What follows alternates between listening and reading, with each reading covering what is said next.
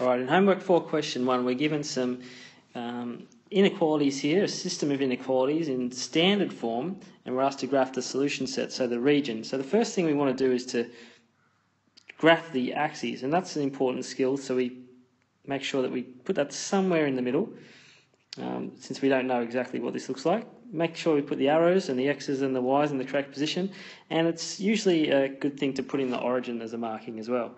So first thing we're going to look at is changing these to y-intercept form, slope-intercept form I should say.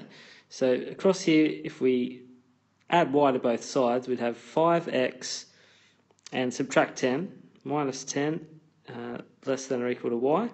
And of course, if we write that with y as a subject on the left-hand side, that makes it a lot easier to read which region to shade.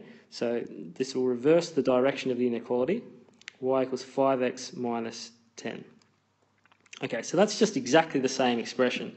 And this one here, you see y is the subject here, so we're just going to subtract x, y bigger than or equal to 2 minus x. So now that we have these expressions written in terms of y, it's much easier to interpret. So the y-intercept of the red function, let's say, is 2. Let's just use the lines as the scale. And minus x, so the slope is minus 1. It's just going to be going through a diagonal here. Let's see if I can draw this as neatly as I can. Now, before I do start drawing, I should point out that because of this line here in the inequality symbol, all of these values are included. So it's going to be a straight line through all of these points. Now you have a ruler and you should use that to be as neat as possible. We should mark in the y and x intercepts there as 2. That's not too accurate, but that'll do for our purposes here. So 5x minus 10, so the y-intercept should be down at minus 10. Let's see here, minus 1, 2, 3, 4, 5, 6. Let's mark 5, minus 5, minus 6, minus 7, minus 8. So minus 10 would be down there. And 5, the slope of 5 is going upwards in a positive direction like this. So if we go across 1, we go up 5, and that's going to take us here nicely. Another 5 positive is going to take us here, and another 5 up. Let's mark 5 on the axis, 2, 4, 5. And so for x is equal to 3, it's going to be up here at 5. Alright, so that's going to be a dotted line this time, or a dashed line. Be as close to straight as we can there. And now we just need to decide which regions we want. So for the blue line, we want the region. Now you can shade this very lightly in pencil. I'm going to erase this afterwards, but so y bigger than this blue function, so we can draw some lines upwards like this to help us visualize it. And for the red line, we want them also above. So above this red line in this direction here. So we should be able to see that there's some regions there that are intersecting, and the intersecting region is the bit up the top up here. So let's erase those lines we just drew, or you can keep the shading as it was, but let's make it clear in our answer that this is the region, that's the solution set.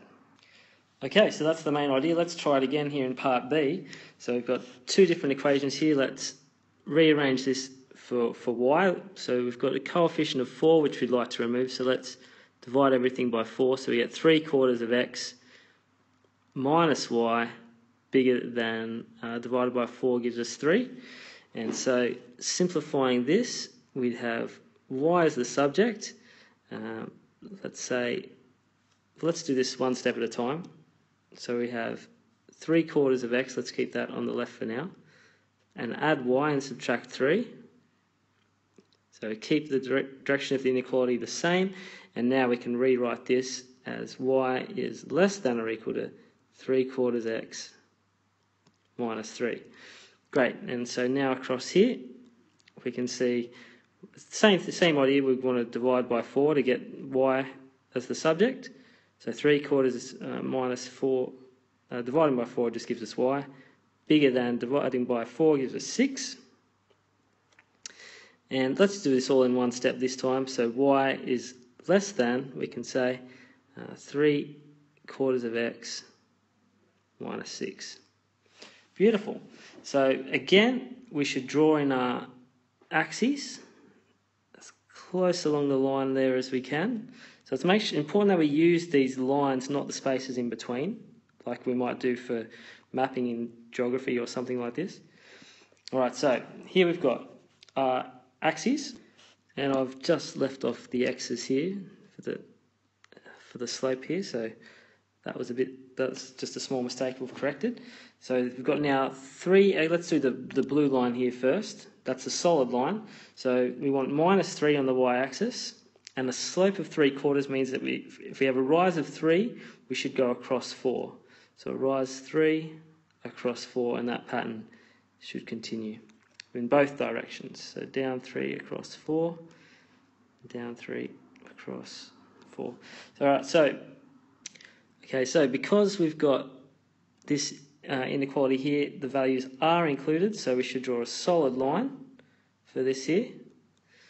This is y equal to 3/4 of x minus 3.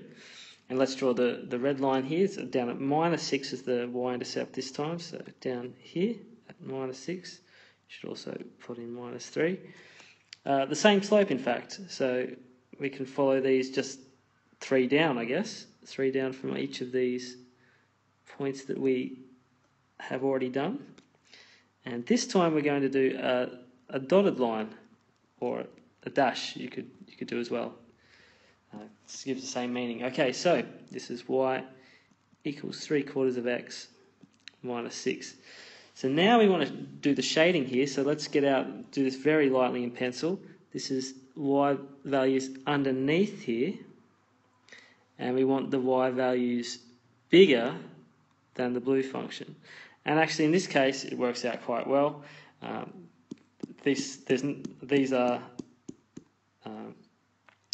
These regions, they don't actually intersect. But wait, so that should be thinking us back to this problem. What we did is we took the intersection as the solution set. So what does that mean if these two regions don't intersect? Well, it means that the solution set is actually the empty set. There is no solution to these two systems of inequalities. So let's try now the last example. And very conveniently, we've got the first one already written in with y as the subject, and we can graph that straight away as soon as we've graphed our x and y axes. So let's do this in blue. Y equal then, so that we're going to have a solid line to show that it's included, -2, all of these values along here. And let's do this in a different colour. So we're going to do a little bit of algebra. We want to divide by 5 here, so 3 over 5x, and -15 is less than y.